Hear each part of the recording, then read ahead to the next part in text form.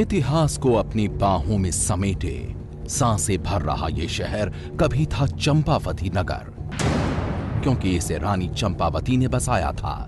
लेकिन आज इस शहर को दुनिया बीड के नाम से जानती है। मुंबई से 386 किलोमीटर दूर महाराष्ट्र का एक छोटा सा शहर बीड। छोटी छोटी तंग सड़कें जिन पर कभी जिंदगी हौले हौले सरकती थी। यहां की फिजाओं में इत्मीनान है, यानी मुंबई के आपाधापी से पास होकर भी दूर है पुरसुकून शहर बीड। लेकिन इसी शहर की सड़कों पर, गली मोहल्लों में और बाजारों में कभी चैन से चहलकदमी करता था वो शख्स जिसके नापाक मंसूबों ने मुंबई शहर का चैन छीन लिया।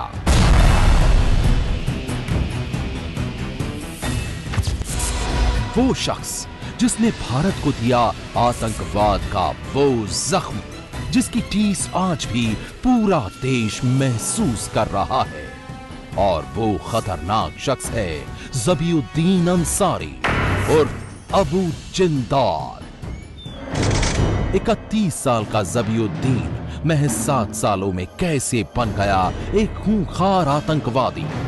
पहली बार पर्दे पर पेश है मुंबई पर आतंकवादी हमले के सबसे बड़े गुनाहगार ज़बीउद्दीन अंसारी की पूरी और सच्ची दास्तान।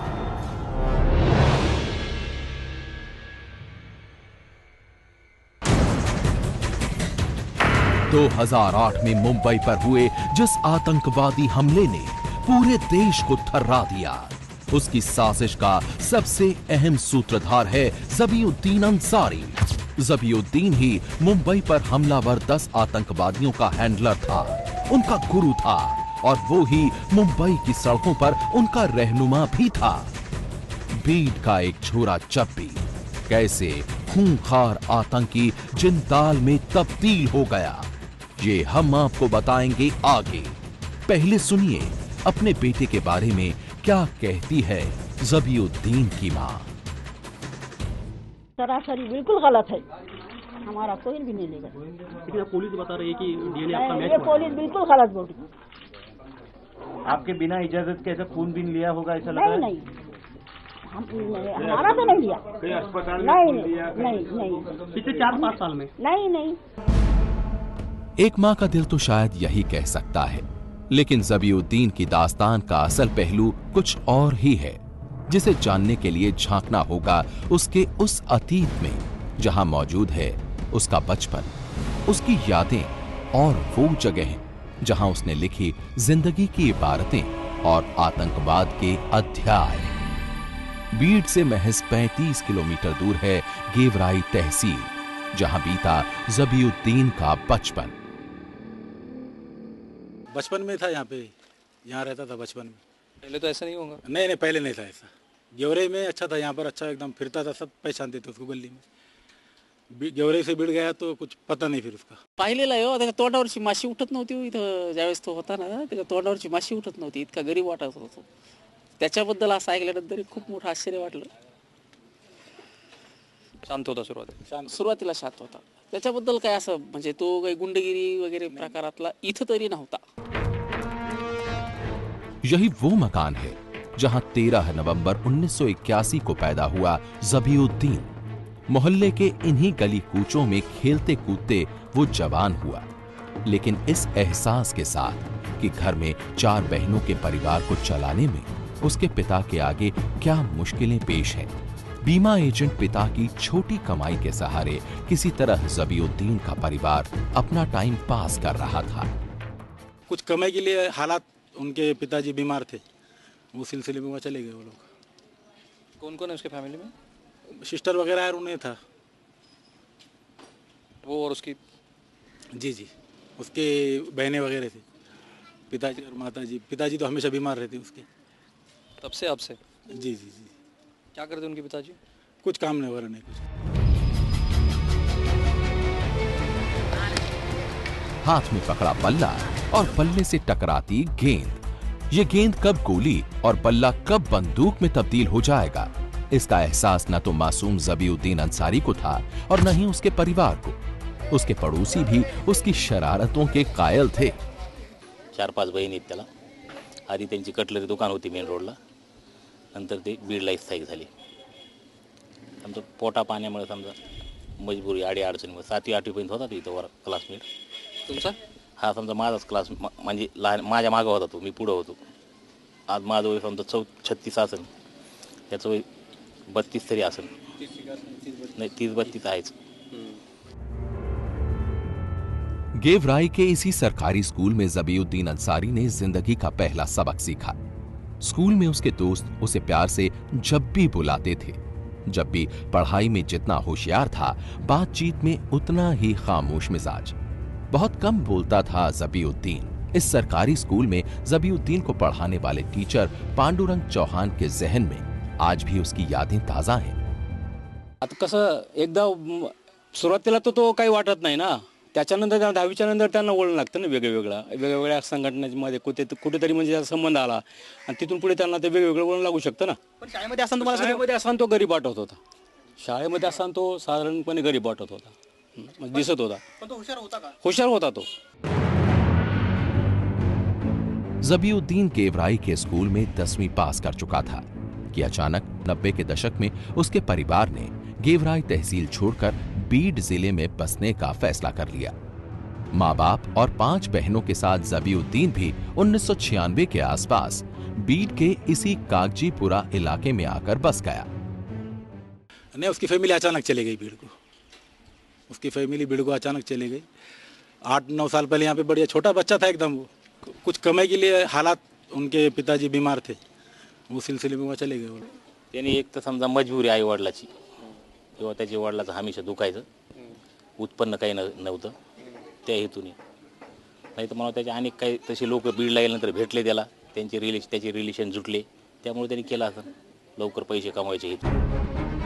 1996 में बीड में शुरू हुआ ज़बीउद्दीन की तालीम का दूसरा दौर।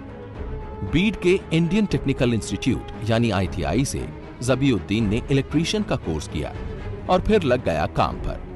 आम घरों से लेकर मॉल और बड़े बड़े शोरूम में वो बिजली सुधारने का काम करने लगा। ज़बीउद्दीन के साथ 4 साल काम करने वाले ठेकेदार हामिद खान को तो आज भी यकीन नहीं होता कि जो शख्स एक मक्खी तक नहीं मार सकता था, वो इतना बड़ा आतंकवादी बन गया।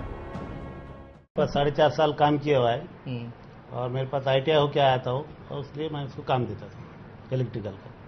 ITI ट्रेन पास था, ट्रेन वर्क बोल के मेरे पास काम को आया था, कारागिर बोल के। उसका स्वभाव किस तरीके का? शांत स्वभाव था, कभी किसी से ऑर्गुट बात भी नहीं की, ऑर्गुट बात करने को कहीं भी नहीं था, तो शांत स्वभाव का था। गली में रहता था और कभी उसको पूछे कि क्या होता है, किधर है क्या है, तो वो कहता था कि इधर काम चालू है, उधर काम चालू है इलेक्ट्रीशियन का। बाकी कोई उसका दोस्त कंपनियों से किसी ज़्यादा फील्ड नहीं था, क्योंकि सुबह जाना शाम में आना, इसलिए गली के लोग भी उसको ज़्यादा नहीं पहचानते, क्योंकि वो नए नए लोग रहने आए थे गली में। एक छोटे से शहर का आम सा नौजवान था इलेक्ट्रीशियन ज़बीउद्दीन अंसारी, ऐसा उसके पड़ोसी और जानने वाले कहते हैं। लेकिन बीड के पुलिस थाने का रिकॉर्ड एक दूसरी ही कहानी बयान करता है। आप भी सुनिए बीड के एडिशनल SP के मुंह से ज़बीउद्दीन का पहला अपराध। 2003 में 307 विद रायट का एक ऑफेंस रजिस्टर हुआ था, जिसमें फदर फातिमा शेख जलील इनके फिरियादी के ऊपर ये 9 लोगों के ऊपर ये गुनाह रजिस्टर हुआ था, जिसमें 9 के 9 लोगों को अरेस्ट भी हुआ था और ये चार्जशीट भी हो चुका है। इसमें चार्जशीट होने के बाद इसमें सैयद जैबुद्दीन सैयद इसको भी अरेस्ट हुआ था। दरअसल 9 साल पहले ज़बीउद्दीन ने अपने पड़ोस में रहने वाली 50 साल की फातिमा नाम की महिला पर जानलेवा हमला बोला था। उसने उस महिला को जलाने की कोशिश भी की थी। शायद इसी घटना के बाद ज़बीउद्दीन की जिंदगी में वो हिंसक बदलाव आया जो उसे आगे आतंकवाद की राह पर ले गया। लेकिन उसके पड़ोसियों को ऐसा कभी लगा नहीं। उसके स्वभाव से, रहन सहन से तो नहीं लगा कभी। जैसा समझने में आता है कि कोई बच्चा या कोई आदमी कुछ करना है तो पहले उसकी कोई ना कोई दिखाई दी थी भूमिका, और ऐसी कभी उसकी भूमिका तो दिखाई नहीं दी हमको। जब वो मनमाड़ का औरंगाबाद की हादसा हुई, घटना घड़ी, उसके बाद से पता चला कि ऐसे ऐसा मूवमेंट हो गया, फिर भी तब से आज तक तो विश्वास नहीं होता। औरंगाबाद की जिस घटना का जिक्र ज़बीउद्दीन का ये पड़ोसी कर रहा है, दरअसल वो ज़बीउद्दीन के पहली बार हवालात की हवा खाने के 3 साल बाद की है। 2006 में ज़बीउद्दीन अंसारी महाराष्ट्र पुलिस के रेडार पर पहली बार उस वक्त आया जब महाराष्ट्र के औरंगाबाद, मालेगांव और मनमाड़ के पास से पुलिस ने बड़ी मात्रा में AK-47 राइफलें और RDX बरामद किया। 2006 में CR नंबर 404/6 और 227/7 ऐसे ये 2 ऑफेंसेस रजिस्टर्ड है। इसमें दोनों तरफ से पुलिस ने ATS ने फिरियाद दी हुई थी।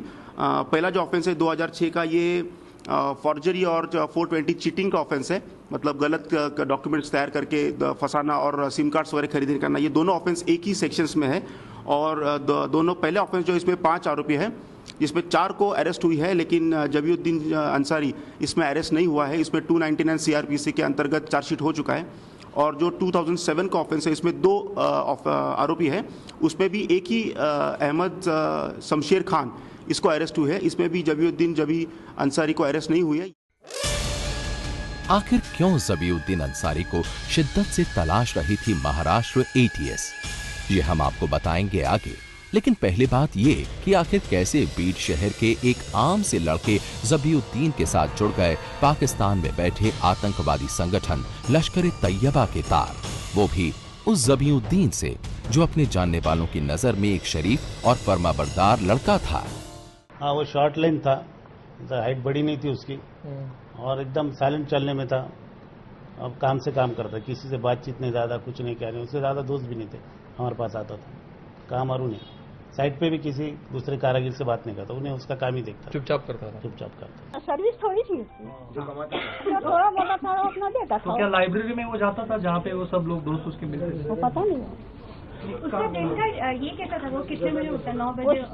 8 बजे सुबह 8 बजे उठ जाता था, 9 बजे काम पे चले जाता था। पहली बार आपको जब पता चला महाराज में आता था। ज़बीउद्दीन की मां कहती है कि उनका बेटा सुबह काम पर जाता और शाम को लौट आता था। दरअसल ऐसा था नहीं। बताया जाता है कि साल 2003 में ही ज़बीउद्दीन औरंगाबाद के एक लड़के के संपर्क में उस वक्त आया जब वो शहर की इसी पुरानी लाइब्रेरी में पढ़ने जाता था। ज़बीउद्दीन से दोस्ती गांठने वाला वो लड़का फैयाज प्रतिबंधित संगठन student Islamic movement of India यानी सिमी से जुड़ा था और यहीं से ज़बीउद्दीन का झुकाव भी सिमी की तरफ गुजरते वक्त के साथ बढ़ता चला गया। सब पहले से कहते हैं कि औरंगाबाद का कोई लड़का आता है और यहाँ स्टूडेंटों को जमा करता है और कोई मूवमेंट चलाता है, पर ऐसे मीटिंग या कहीं उनके कार्यक्रम तो दिखाई नहीं दिए। ऐसा सुनते थे पर वो आज तक पता नहीं चला कि वो कौन है। बोल दोस्त कंपनी तौर में बहुत से आके मिलते तो उसमें कौन है या पता नहीं, क्योंकि उस दिन से वो लोग भी कोई दिखाई नहीं दिए इस तरफ। बीड की इस लाइब्रेरी पर आज ताला लटका है, लेकिन 2003 से लेकर 2006 के बीच 4 सालों में ये लाइब्रेरी ज़बीउद्दीन का अड्डा बताई जाती है। फैयाज और ज़बीउद्दीन मिलकर इस लाइब्रेरी को चलाते थे, लेकिन इसकी आड़ में चलता था सिमी का ऑफिस। कागजीपुरा के इस पूरे इलाके में ज़बीउद्दीन की पहचान धीरे धीरे एक कट्टर धार्मिक शख्स की बनती चली गई। ये बातें आज भी यहाँ के लोगों की जुबान पर हैं। साधारणतः 2003च्या घटना असेल। केबल सवार माझा अचानक त्यांच्या घरावरून गेलो होतं। त्या टायमाला ज़बीउद्दीन बाहेर आले, त्यामुळे तुम्ही माझ्या घरावरून वायर का घेऊन चालला तुम्ही? आमच्या इस्लाम धर्मामध्ये असं केबलचं वायर किंवा या काही चॅनलचे वायर आम्ही घेऊ देत नाही। त्या कारणास्तव आमची थोडीशी मतभेद झालं होतं, बाकी काही तरच काही झालं नाही। असं वाटत तर होतं असं, पण कसं म्हणजे कट्टरवादी असं तर दिसून नाही आलं। थोडं असं म्हणजे वायरासाठी असं मला बोलला होता, त्याच्या आधी तर कधी काही बोललाच नाही बिचारा तो, कधी कुणाकडून ती वाईट बोललेला भी नहीं। लेकिन यही वो दौर भी था जब ज़बीउद्दीन अंसारी के परिवार में सब कुछ ठीक नहीं चल रहा था। उसका परिवार आर्थिक तंगी का शिकार था। ऊपर से 4 बहनों की शादी और उनकी जिम्मेदारी का बोझ भी ज़बीउद्दीन के कंधे महसूस कर रहे थे। नाते रिश्तेदारों ने भी उसके परिवार से दूरी बना ली थी और उसके पिता भी अब बीमार रहने लगे थे। वो अप्रैल में शादी, हमारी उस वक्त शादी की तैयारी चल रही थी, उन्हें खुद तैयारी कर रहा था शादी की। तो शादी तो हो गई, लेकिन वो बाद में वो लोगों ने थोड़ा परेशान कर दिए और बच्ची को तलाक दे दी। यहाँ पे 2003 के पहले जो वो पढ़ाई करता था, कमाता था, तो कैसा माहौल था घर का, क्या बातें होती थी आपकी? कुछ भी नहीं, बस बहुत अच्छी है। उससे बातें से कभी ये ध्यान में आता था कि आगे चलकर किसी संगठन के साथ जुड़ जाएगा या कोई ऐसी? ऐसा कुछ भी नहीं, वो खाली अपने नमाज की उसकी बातें करता था। उसकी क्या उसको क्या पसंद था? उसको क्या पसंद था? उसकी क्या, वो क्या करता था? पढ़ता था या कोई और कुछ की खूबी? नहीं, पढ़ता था वो। कहाँ तक तालीम की? कहाँ से कहाँ तक? उसने ITI किया 2 साल, फिर 1 साल कारखाने में अप्रेंटिस किया और फिर बाद में BSc किया। साल 2003 तक ज़बीउद्दीन इलेक्ट्रीशियन के तौर पर पहचाना जाता था।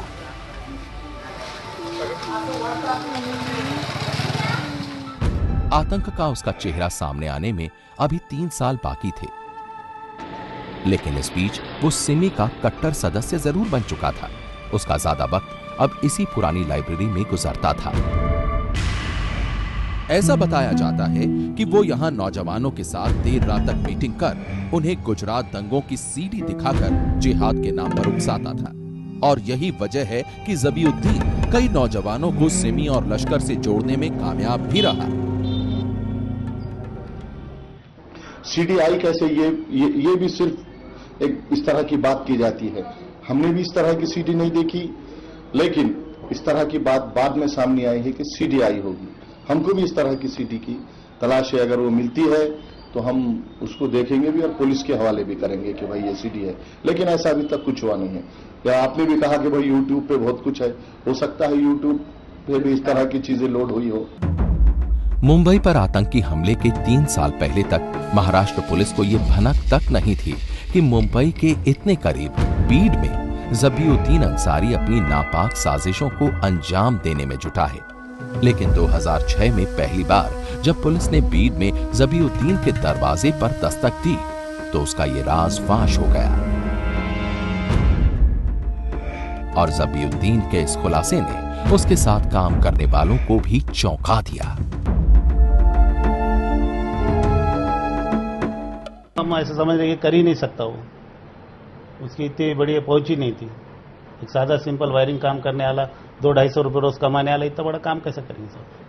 ऐसा बिलीव नहीं कर सकते थे हम ऐसा कर। आते थे वो, हम हर वक्त उनका बिल्कुल जवाब देते थे। उन्होंने जो भी सब पूछे थे हम उनको बिल्कुल जवाब देते थे। कभी दिक्कत दी उन्होंने, परेशानी किया है आपको? मतलब कभी कौन से टाइम पे आते थे मोस्टली? कभी भी आते थे तो रात, एक बार तो 3 बजे रात को आ गए थे वो। लेकिन आपको कभी लगा कि जेबी अभी किसी संगठन के साथ जुड़ा है? नहीं, बिल्कुल नहीं। हमें को भरोसा है, मुझे पूरा यकीन है मेरा बच्चा ऐसा काम नहीं कर सकता, न किससे जुड़ा है। आखिर कैसे ज़बीउद्दीन अंसारी के चेहरे से उतरा इलेक्ट्रीशियन का नकाब?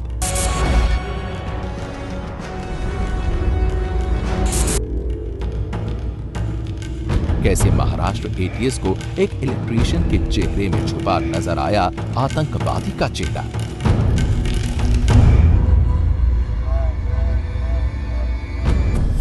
ये जानने के लिए हमें महाराष्ट्र से निकलकर जाना होगा देश की राजधानी दिल्ली।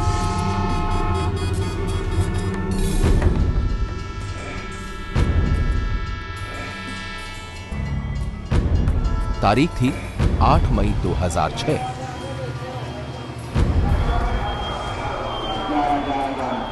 और जगह थी नई दिल्ली का रेलवे स्टेशन। हर रोज की तरह उस दिन भी नई दिल्ली रेलवे स्टेशन पर रेलों की रेलमपेल मची थी और इसी भागम भाग में दिल्ली पुलिस की स्पेशल सेल ने अली और अब्दुल्ला नाम के 2 आतंकवादियों को स्टेशन से ही धड़ दबोचा। इन दोनों आतंकियों की निशानदेही पर पुलिस ने बाद में लश्कर तैयबा के एक आतंकी अबू हमजा को एनकाउंटर में मार गिराया और इसी अबू हमजा के ठिकाने से पहली बार मिला पुलिस को महाराष्ट्र के बीड में ज़बीउद्दीन अंसारी तक फैला आतंकवाद का तार। सिमी के सांचे में ढलकर ज़बीउद्दीन महज 3 सालों में ही खतरनाक आतंकी में तब्दील हो गया। आइए फ्लैशबैक में चलकर देखते हैं कि ज़बीउद्दीन कब, कहां और कैसे हुआ बेनकाब। 8 मई 2006 को दिल्ली में पकड़े गए आतंकियों से मिले सुराग के सहारे अगले ही दिन महाराष्ट्र पुलिस ने औरंगाबाद में 3 और आतंकियों को 10 AK-47 राइफल्स, 20 किलो RDX और 2000 गोलियों के साथ दबोच लिया। और इसी गिरफ्तारी के बाद से ज़बीउद्दीन की साजिश की परतें भी उधड़ने लगी।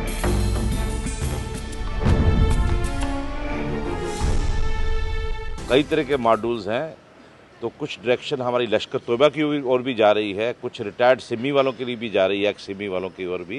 लेकिन हम इस टाइम हमारे लिए बोलना बड़ा मुश्किल है जब तक हम ऑथेंटिकेट नहीं कर देते एविडेंस के साथ।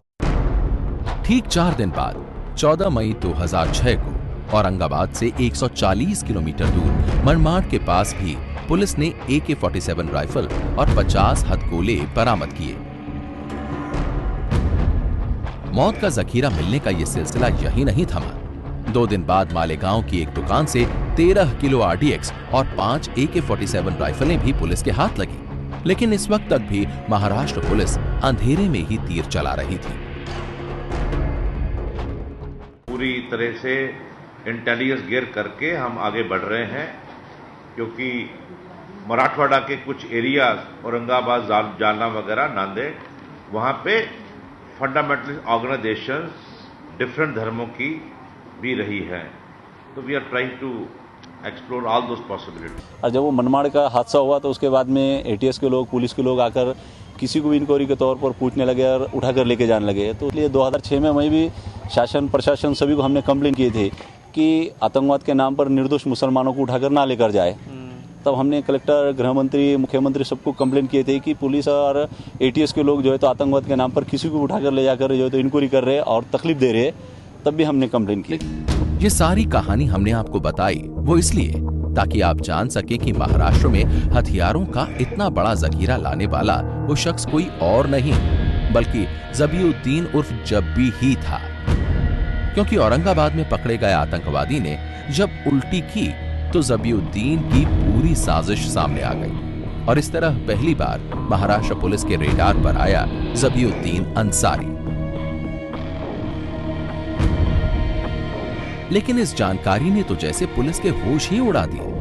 9 मई 2006 को ही ज़बीउद्दीन अंसारी टाटा सूमो में सवार होकर बीड से मुंबई पहुंचा था और कुछ घंटों के लिए उसकी आरामगाह बना था मुंबई का यही विधायक निवास।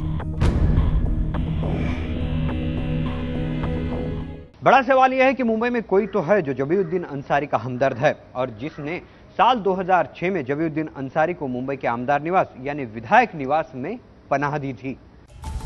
ज़बीउद्दीन से जुड़े इस पूरे मामले में परभड़ी से आने वाली महाराष्ट्र की शिक्षा राज्य मंत्री फौजिया खान की तरफ भी उंगली उठी थी, लेकिन फौजिया को बाद में क्लीन चिट मिल गई। 2006 में सभागृह में चर्चा हुई थी और उस समय तत्कालीन उप मुख्यमंत्री और गृह मंत्री इन्होंने पूरी चौकसी करने के बाद सभागृह में ये बात कही थी कि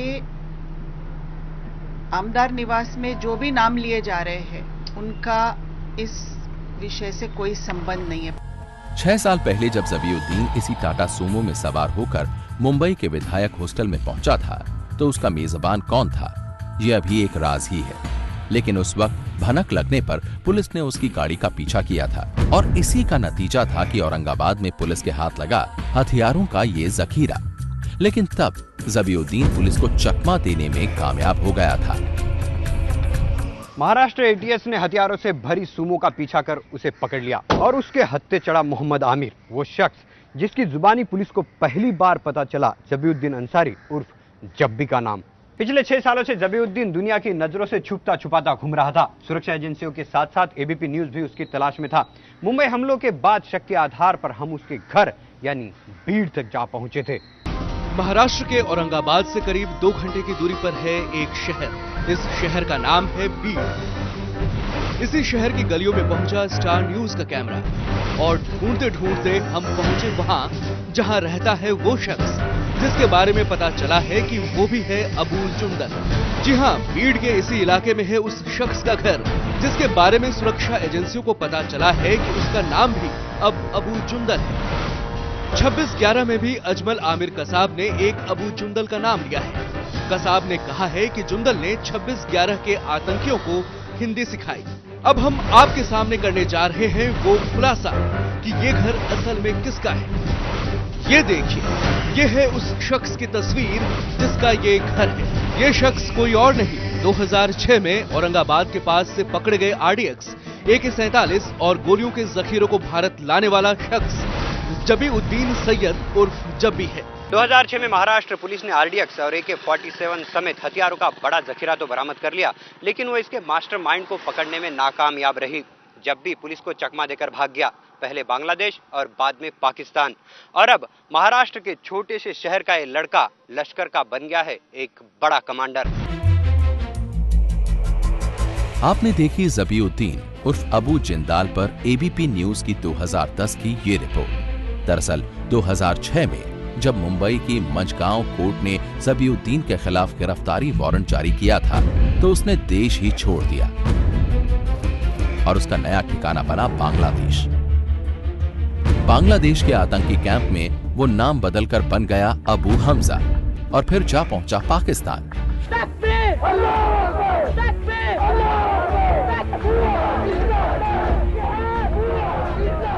पाकिस्तान में लश्कर-ए-तैयबा के कैंप में उसने आतंकवाद का एक नया सबक सीखा और इसी के साथ अबू हमजा से वो बन गया अबू जिंदाल।